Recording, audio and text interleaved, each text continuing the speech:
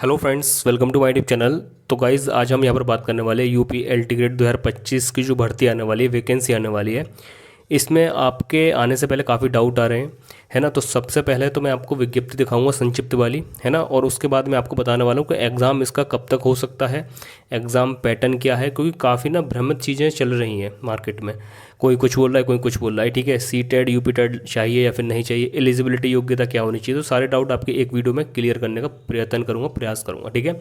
20 subject से भर्ती निकलती है, तो अपने सब्जेक्ट के अनुसार आप लोग एलिजिबिलिटी चेकआउट कर सकते हो। तो चलिए फिर बिना किसी देरी के वीडियो को स्टार्ट करते हैं। स्टार्ट करने से पहले आप लोग वीडियो को लाइक कर सकते हो और ऐसे इन्फॉर्मेटिव वीडियो पाने के लिए चैनल को सब्सक्राइब भी कर सकते हो। तो चलिए फिर वीडियो को स्टार्ट कर लेते हैं।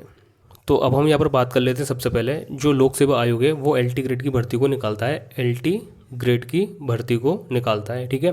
और इसकी ये संक्षिप्त विज्ञप्ति है ना। और विस्तृत या फिर फुल नोटिफिकेशन जो आएगा इसका, वो आएगा आप लोगों का 28 जुलाई को, जैसा कि आयोग ने बताया। और 28 जुलाई से आप लोगों के फॉर्म बनना स्टार्ट हो जाएंगे। पॉइंट नंबर 4 में आप लोग देख सकते हैं, आवेदन जो है वो 28/7/2025 से स्टार्ट हो जाएंगे, ठीक है। और जो आप लोगों की अंतिम तिथि रहेगी वो आप लोगों की 28 अगस्त रहेगी, है ना। 28 अगस्त रहेगी, है ना। और जो सुधार और संशोधन है वो आप लोग 4/9/2025 मतलब 4 सितंबर तक कर सकते हो। That's it. इतनी चीज़ आप लोग क्लियर हो गई होगी। एलटी रेट के टीचर होते हैं उत्तर प्रदेश के राजकीय इंटर कॉलेज में 9 to 10 को पढ़ाने के लिए, है ना। ये चीज़ क्लियर हो गई। और जो इस भर्ती में कुल पद आएंगे वो आएंगे, आप लोग देख सकते हो, कुल संख्या पदों की जो रिक्तियाँ हैं वो है 7,000, देख सकते हो, 466, ठीक है। ये आप लोग के कुल पद हैं, जिसमें कि डिवाइडेशन होता है एक मेल के लिए, है ना, और फीमेल के लिए, है ना।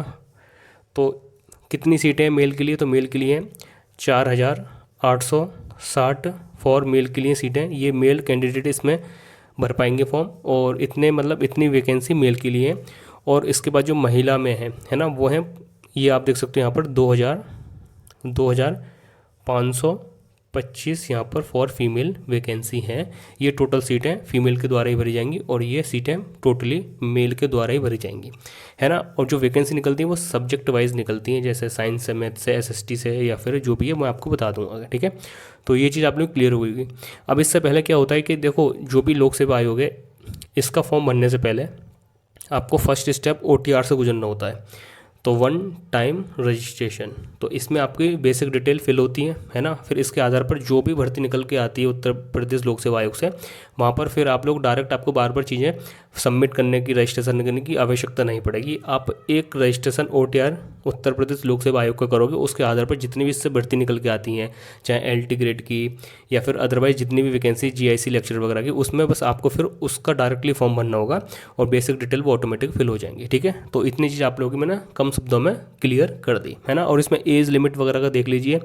इसमें एज जो है वो क्या है, ये सीमा आयु है, आप लोग देख सकते हैं। चयन हेतु अभ्यर्थी 1 जुलाई 2025 को 21 वर्ष के हो जाने चाहिए। मतलब इसमें जो मिनिमम एज है ना, जो मिनिमम एज होनी चाहिए वो आपकी 21 वर्ष होनी चाहिए, है ना।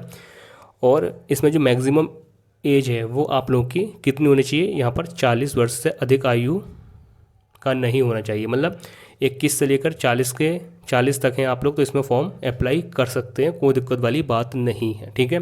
अब यहाँ पर रिलैक्सेशन होता है, जो आपको उत्तर प्रदेश सरकार जो भी रिलैक्सेशन देगी, है ना, छूट देगी, वो रहता है कि SC ST वालों के लिए 5 साल का रहता है शायद, और OBC वालों के लिए 3 साल का। तो जो भी स्टूडेंट्स उत्तर प्रदेश के मूल निवासी हैं और जो OBC से आते हैं या फिर SC ST से आते हैं, तो OBC वालों को यहाँ पर शायद 3 साल का छूट मिलेगी, तो उनकी एज यहाँ पर 43 हो जाएगी, है ना। और जो सेकंड जो SC ST वाले हैं, इनको 5 साल का रिलैक्सेशन मिलता है एज में, तो इनकी जो अंतिम जो आयु सीमा है लास्ट, वो इनकी 45 वर्ष हो जाएगी, और जनरल कैटेगरी के लिए 40 ही रहेगी, ठीक है। और जो बच्चे अब अदर राज्य से हैं या फिर अदर स्टेट से हैं, है ना, तो वो बच्चे यहाँ पर जनरल में ही कंसिडर करे जाते हैं, तो उनकी जो आयु होनी चाहिए वो 21 वर्ष न्यूनतम और अधिकतम 40 वर्ष तक होनी चाहिए, वही इसमें आवेदन कर सकते हैं, ठीक है, और परीक्षा में बैठ सकते हैं, ठीक है। अब यहाँ पर इतनी चीज़ आप लोगों की मैंने अच्छी तरीके से क्लियर कर दी।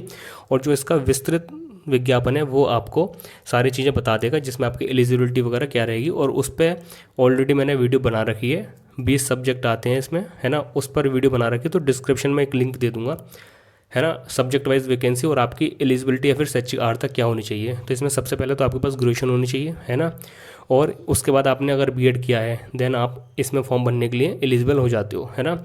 और कुछ सब्जेक्ट ऐसे होते हैं जिसमें सब्जेक्ट कॉम्बिनेशन मांगते हैं, अगर सब्जेक्ट कॉम्बिनेशन नहीं है आपका उन विषयों में तो आप लोग फॉर्म नहीं भर सकते। तो सारा कुछ मैंने एक सेपरेटली वीडियो में बता रखा है पहले ही, है ना, तो वो वीडियो का लिंक इस वीडियो को डिस्क्रिप्शन में दे दूंगा, तो जाकर चेकआउट कर लेना या फिर पिन कमेंट में पिन कर दूंगा, ठीक है। तो उससे आपको अपनी एलिजिबिलिटी पता चल जाएगी कि आपको किस सब्जेक्ट से फॉर्म भरना है या फिर किस सब्जेक्ट के लिए आप फॉर्म अप्लाई कर सकते हो, ठीक है। ये चीज़ आप लोगों की एकदम क्लियर हो गई होगी। अब यहाँ पर हम बात करते हैं कि इसका जो एग्ज़ाम पैटर्न है ना, एग्ज़ाम कब तक होगा। अब देखो यहाँ पर क्या लिखा हुआ है, एग्ज़ाम कब तक होगा।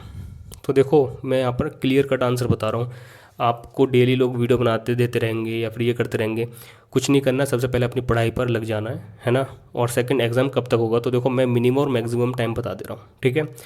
देखो मिनिमम टाइम कब तक है, मिनिमम टाइम इसका आप मान सकते हो नवंबर से दिसंबर, ठीक है।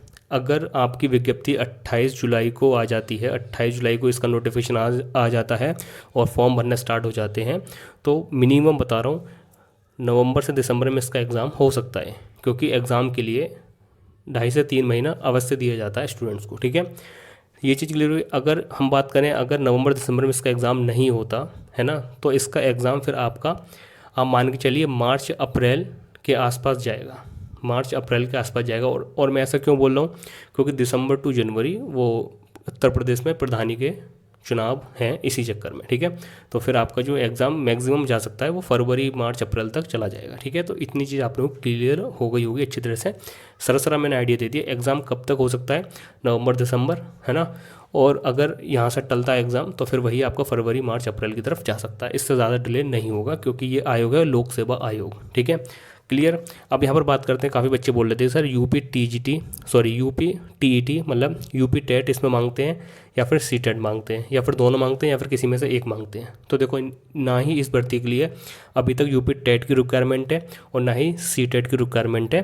तो जो भी ये बोल रहे हैं कि सीटेट चाहिए इसमें भर्ती में या यूपी टेट चाहिए, वो एकदम फर्जी है, गलत बोल रहे हैं। यहाँ पर कोई भी पात्रता परीक्षा नहीं मांगते फॉर यूपी एलटी ग्रेड या फिर यूपी टीजीटी जो कि एडिट कॉलेज के लिए होती है, ठीक है। अभी तक तो यही है और आगे भी संभावना नहीं है कि इसमें ये दोनों टेस्ट शामिल किए जाएं, क्योंकि पात्रता परीक्षा रहती है ये इसमें नहीं होती, इसमें मतलब नहीं मांगते, सिंपली आंसर ये है, ठीक है।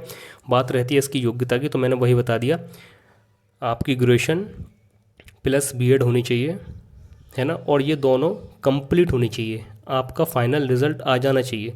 ऐसा नहीं कि आपका रिजल्ट सभी का आ चुका बट किसी का प्रैक्टिकल ड्रॉप है, किसी की बैक आ गई तो वो बैक एग्ज़ाम वगैरह देगा नेक्स्ट सत्र में या फिर ईयर में, तो ऐसा विद्यार्थी अपीयरिंग वाला ये इसमें डिस्क्वालीफाई हो जाएगा। तो यहाँ पर कहने का तात्पर्य ये है कि एलिजिबिलिटी आपकी इसके नोटिफिकेशन निकलने के बाद इसकी जो लास्ट डेट रहती है प्रीवियस ईयर के आधार पर बता रहा हूँ, वहाँ तक आप लोगों की शैक्षिक अर्हता एलिजिबिलिटी कंप्लीट हो जानी चाहिए।